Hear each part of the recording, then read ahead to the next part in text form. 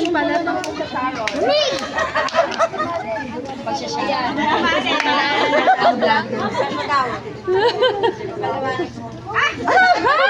Teacher ka ngayon?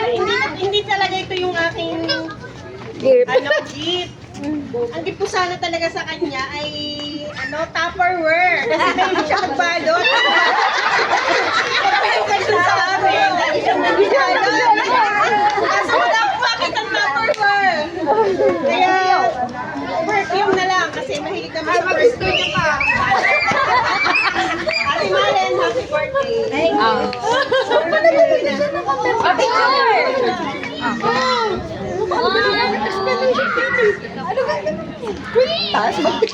Thank you. Ang sunod po ay